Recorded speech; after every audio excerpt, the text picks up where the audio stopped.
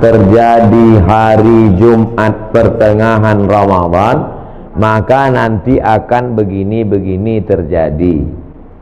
Setelah dihitung-hitung, ternyata pertengahan Ramadan yang ada Jumatnya itu nanti di Ramadan 1441. Muharram, Safar, Rabiul Awal, sekarang Rabiul Akhir, Jumadil Awal, Jumadil, Rajab, Sya'ban, Ramadan. Apakah itu akan terjadi seperti yang ada di hadis itu? Wallahu a'lam bissawab. Mana kita tahu, dia belum terjadi. Tapi kita bersiap-siap perlu. Andai terjadi, kita sudah siap. Andai tak terjadi, berarti hadisnya tak sahih, bukan nabinya bohong.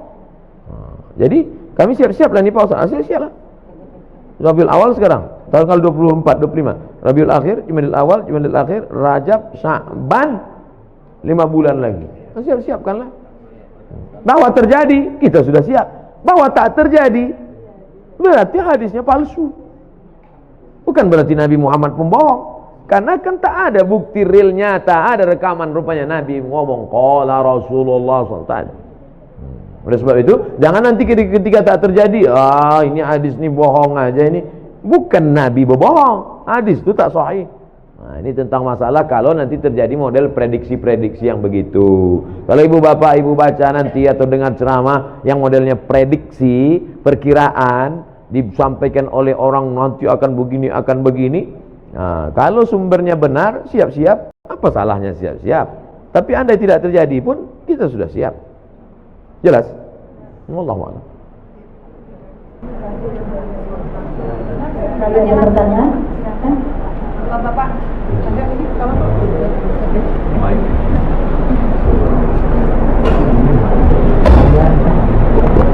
Assalamualaikum warahmatullahi wabarakatuh. Waalaikumsalam warahmatullahi wabarakatuh. Bagaimana hukumnya jika kita takziah sedangkan almarhum itu orang lain, apakah pahalanya sampai kepada almarhum?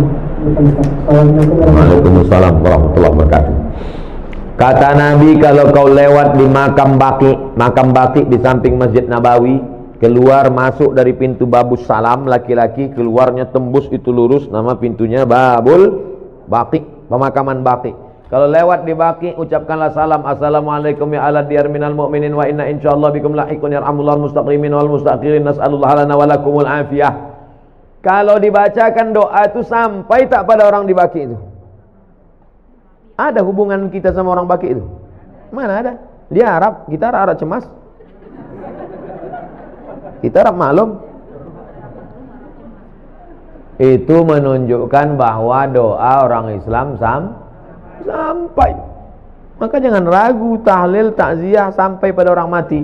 Sampai. Tapi ini Pak Ustaz, hadis. Idza matal insan, kalau manusia mati, inqata'a amalnya putus. Kecuali 3. Waladun salihun, ilmun yuntafa'u bih, shadaqatun jariyah. Ini orang tak paham hadis.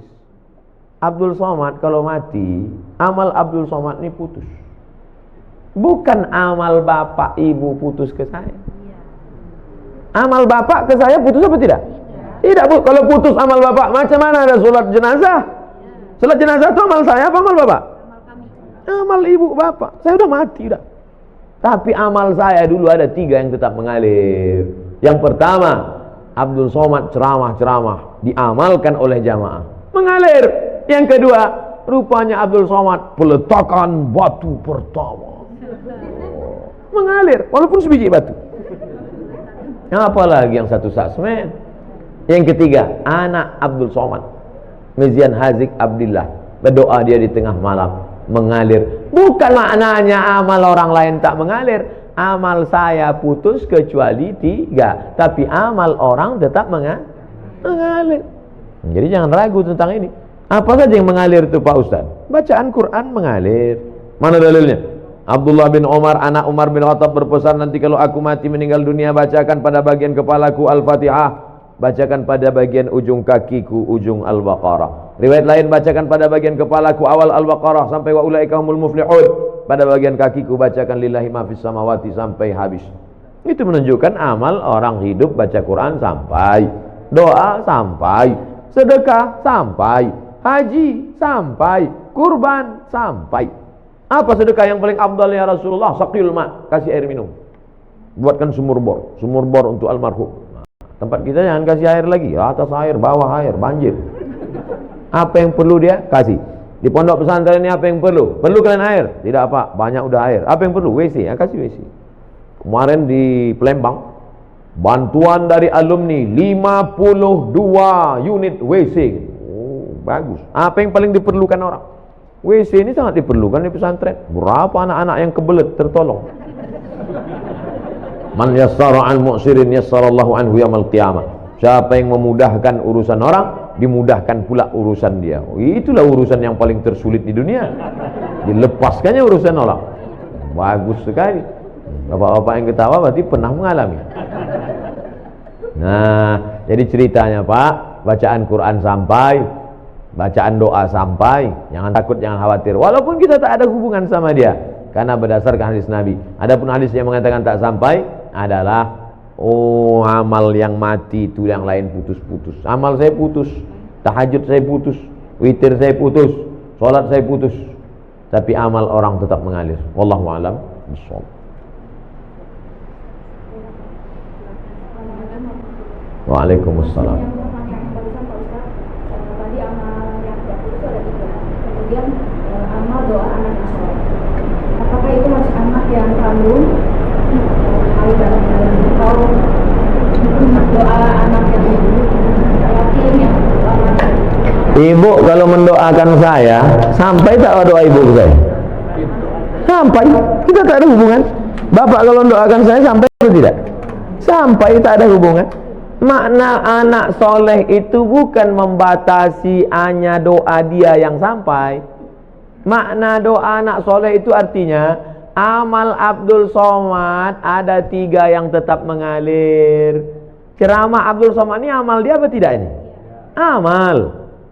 Kalau Abdul Somad ngasih semen, ngasih batu bata, itu amalnya apa tidak?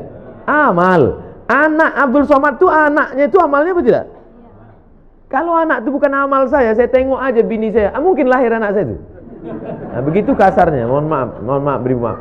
Jadi makna anak tadi jangan diragukan. Ustaz, kami ini tak punya anak, cuma anak angkat. Mengalir. Anak tiri, mengalir. Anak orang, mengalir. Mengalir. Jangan takut tentang masalah. Yang tak punya anak, jangan takut. Anak asuh, anak yatim. Makna hadis itu mengatakan anak soleh artinya amal kita nih putus, tapi ada 3 amal kita. Sedekah itu amal kita, anak itu pun amal kita, dan ilmu yang kita ajarkan itu pun amal kita. Bisa dipahami? Insyaallah. Wallahu a'lam.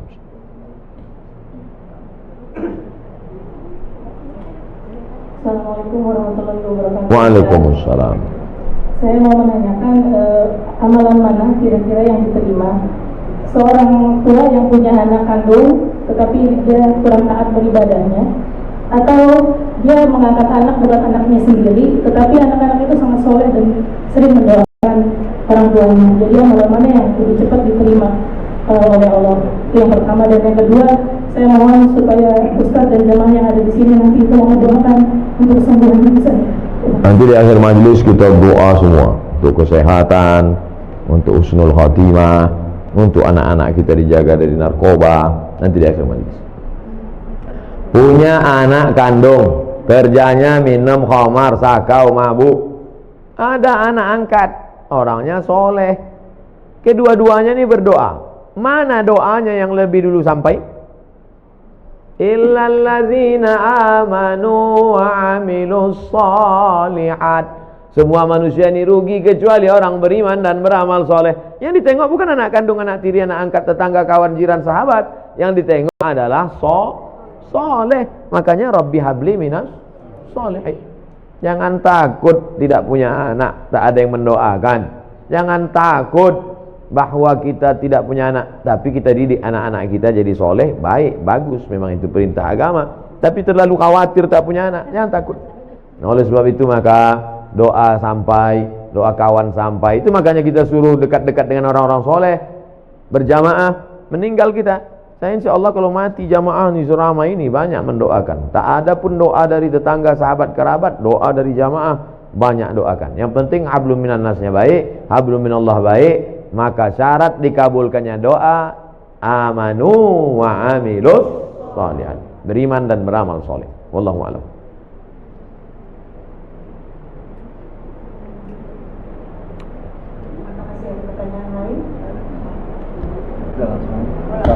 Assalamualaikum Pak Ustaz. Waalaikumsalam. Tanya Pak Ustaz, kalau misalnya kita nabung di bank konvensional, itu kan ada bunga, berbunga. Nah bunganya itu kan boleh nggak gitu diamalkan ke mana gitu? Nah, itu hukumnya gimana tuh Pak Ustaz? Juga yang menerimanya bagaimana gitu? Bapak Ibu yang ada tabungan di bank konvensional, besok waalaikumsalam warahmatullahi wabarakatuh. Bapak Ibu yang ada tabungan di bank konvensional, kalau betul Bapak Ibu mendengar pengajian saya ini, besok pagi alihkan ke bank syariah. Siap? Saya ulang sekali lagi. Bapak Ibu yang di bank konvensional, besok pagi alihkan ke bank syariah. Siap? Banyak dalam hati. Siap. Saya gaji ditransfer ke BRI Syariah. Walaupun BRI Syariah menolak saya ceramah, tak apa-apa. Tetap di mana saya, tabunglah ke BRI Syariah. Saya di BRI Syariah. Anda tabunglah ke BRI Syariah. Walaupun BRI Syariah menolak saya ceramah, tak apa-apa. Saya tahu kalian takut ngundang kan? Tak apa-apa. BNI Syariah, Ustaz Somad, kami buatkan Ustaz kartu, menabunglah ke BNI Syariah. Walaupun BNI Syariah tak berani juga ngundang, tak apa-apa. BSN, Bank Syariah Mandiri, kasih saya kartu, pakai kartu. Datang dia ke kampus tempat saya, nih kami buatkan Ustaz kartu Bank Syariah Mandiri. 3 BRI Syariah, Bank Syariah Mandiri, BNI Syariah. Bang Muhammad belum datang lagi. Alihkan ke bank syariah, karena kalau bukan kita yang menghidupkan perekonomian syariah ini, siapa lagi? Di Malaysia saya diundang ke bank rakyat. Saya tengok bank rakyat, wah, ini konvensional ini. Sampai hati orang ini ngundang saya, neraka jahanam ini. Pas sampai di situ, belum saya tanya, direkturnya udah ngomong, Ustaz Somad, ini bank konvensional katanya. Dalam hati saya, hancur dunia persilatan. Tapi sudah berubah jadi Islamic Bank. 5.000 pegawainya. Berubah dari konvensional, berhasil 100% murni jadi Islamic Bank, bank syariah. Pergi ke Kuala Lumpur. Hebat. Maka besok, 2 yang menyebabkan sulit merubah bank konvensional jadi syariah. Pertama, political will, politik. Yang kedua, iklan ke masyarakat kurang. Saya di mana-mana terus saya sampaikan. Oke, sekarang kita cerita tentang Bapak punya tabungan di masa lalu dan sekarang bunganya ada. Mau dikemanakan bunganya ini?